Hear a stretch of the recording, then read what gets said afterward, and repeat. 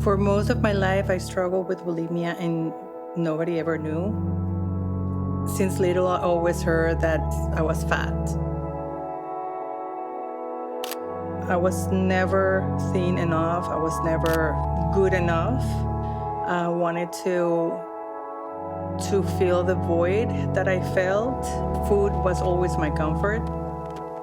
I started dealing with my food addiction during my teenage years.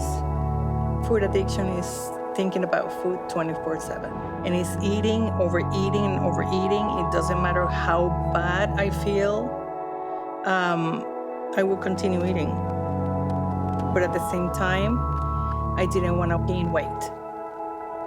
So I would just throw up.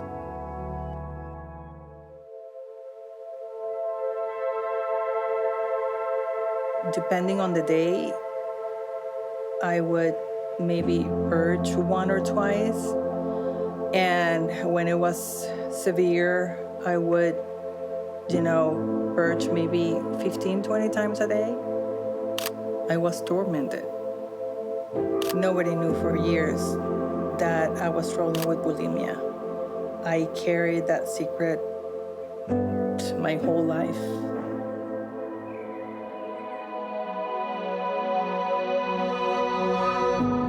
So my turning point was when I was in a Bible study, and I remember the Holy Spirit pushing me, say it. He wanted to heal me, but in order to heal me, I needed to confess it. And I remember that's when I said it. The room was silent, and I started crying. I was like, wow, I said it. When I was able to confess it, I was met with love and grace. I felt like the pressure that I had of the whole world I had in my shoulders, it was gone. And when I confessed it, that's when the healing started.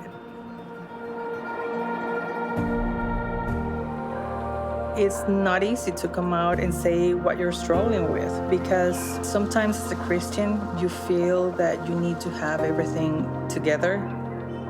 You want people to see you like you're perfect. You don't struggle with anything. And at the end of the day, we all struggle with something. And that's why we need Jesus.